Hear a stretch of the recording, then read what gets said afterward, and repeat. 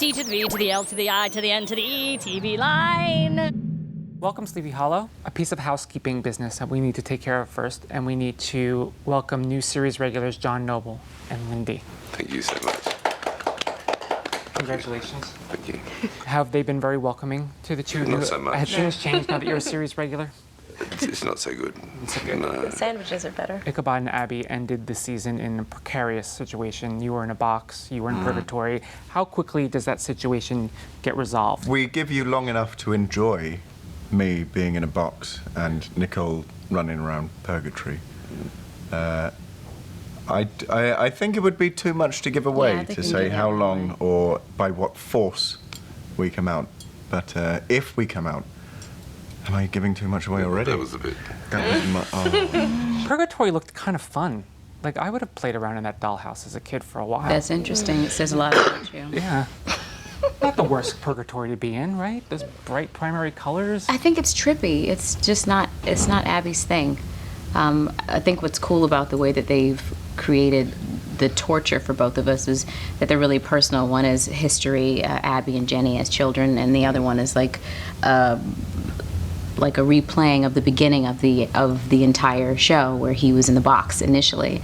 So it's sort of they find themselves starting over in a really odd way. I don't think that they're enjoying it.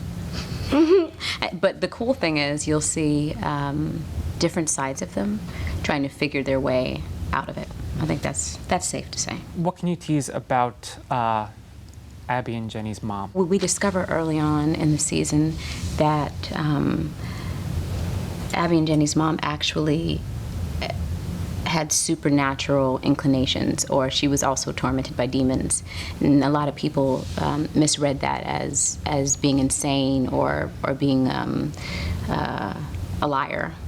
So we find out more about why Abby's a witness and what sort of torture Jenny has gone through. And Lyndie, is there more bonding between Jenny and Abby? Are they getting closer and sort of getting over some of those rough edges? Yeah, their relationship keeps evolving for sure. Yeah. And it goes through all the twists and turns and trials of, I think, any real relationship.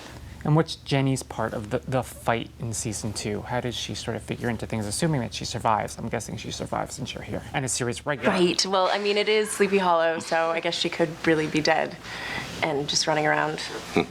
But, yeah. Now I'm all nervous. Shoot, what do I say? Tom, has it been fun exploring Ichabod's past love life or pre-Katrina love life? I hear we meet one of his psycho exes, Mary, this season. She's a real number. We meet Mary, who Ichabod was engaged to before Katrina. Yeah. And the nice thing is, with all of the flashbacks, they have ramifications in the present, and she is in a particularly interesting way. But we've got a lot more to play around with, Katia and I, this year, because she's out of purgatory. She's a step closer to Ichabod. Of course, she's still in the clutches of the horsemen now, but she's in this realm, at least. And so there's more that we can do, and there's more of the goal is closer. Katrina certainly had a reaction to that very nice moment that Abby and Ichabod shared in the finale. Looked like maybe a little jealousy popping up there, and I'm wondering if we will revisit some of that in season 2. She was not pleased when they hugged like that. I loved that look. I really loved that look. I haven't seen it. Was it good? It was very clever. Was it good? You were wonderful. You're great. It's like some subtle shade you were throwing at Yeah, of course. I mean, this relationship between these two is not going to end. So, but it's at the same time, I don't. Yeah, it might be a bit of jealousy, but it's not necessarily a threat. You know, I think it's more. Especially in season 1, she wanted to be there and help him, and the only person who could do that was Abby. So it was more of I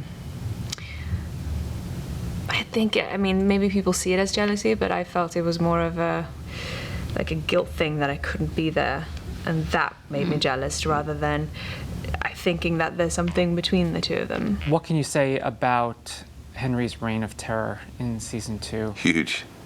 So what I've seen so far, it's massive. Yeah. All pervasive. He's so wonderfully destructive.